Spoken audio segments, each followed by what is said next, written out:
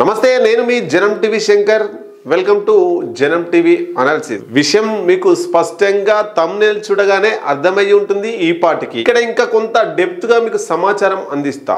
ఇద్దరు శేఖరులు, ఒకరు వైఎస్ రాజశేఖర్, ఒకరు కె చంద్రశేఖర్. ఇద్దరు శేఖరులే, ఇద్దరు తెలుగు వారే. వీళ్ళిద్దరికి కూడా ఒక కొడుకున్నాడు, ఒక కూతురున్నది. ఇద్దరికి, చంద్రశేఖర్ రావుకు ఒక కొడుకు, ఒక కూతురు, వైఎస్ రాజశేఖర రెడ్డికి ఒక కొడుకు, ఒక కూతురు ఉన్నారు. ఈ ఇద్దరు కూడా రాజకీయాల్లో ఆరితేరిన వారే. ఇటు కేసీఆర్ కావచ్చు, అటు వైఎస్ఆర్ కావచ్చు, ఇటు చంద్రశేఖర్ రావు కావచ్చు, అటు వైఎస్ రాజశేఖర్ కావచ్చు. వాళ్ళ అదృష్టమో ప్రజల దురదృష్టమో ఇద్దరు ముఖ్యమంత్రులయ్యారు, ఇద్దరు రాష్ట్రాన్ని పరిపాలించిర్రు. ఒక శేఖరుడు పదవిలో ఉండగానే పావురాల గుట్టలో ఎగిరే యాంత్రిక పక్షికి జరిగిన ప్రమాద ఘటనలో అసువులు బాసిండు. అతను సుదీర్ఘ రాజకీయ జీవితంలో బాగా కూడబెట్టిండు. జగన్ కు, వైఎస్ షర్మిలకు అందించి పోయిండు. ఆ శేఖరుని కొడుకే అయ్య పదవి కావాలనుకుంటే దక్కలేదు.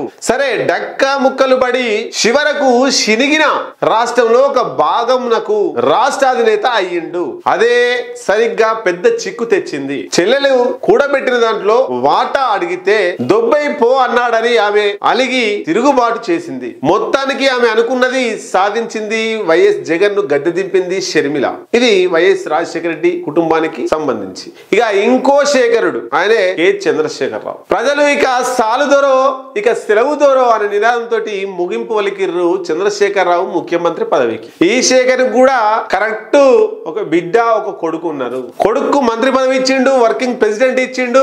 ఏదేమైనా మా కుటుంబంలోనే అన్ని పదవులు తీసుకుంటామని ప్రజలకు చెప్పకనే చెప్పిండు. కానీ పాపం ఆడపిల్లకు పార్టీలో ఏం పదవి ఇవ్వలేదు. ఆఫ్ కోర్స్ ఎంపీగా ఓడిపోతే ఎమ్మెల్సీ పదవి ఇచ్చింది తప్ప రాజకీయంగా ఏం పదవి ఇవ్వలేదు. నా స్తోమత అన్నకన్నా పెద్దది, నన్ను గట్లెట్లా చేస్తారు, రాజకీయంగా ఏం పదవి ఇయ్యరా, జర శొషాయించు బాపు అని అయ్యకు ఎన్ని ఆర్జీలు పెట్టుకున్నా, మొరబెట్టుకున్నా లాభం లేకపోయే. ఇక తప్పేటట్టు లేదని బయటకు వచ్చి పోరాటం చేస్తుంది.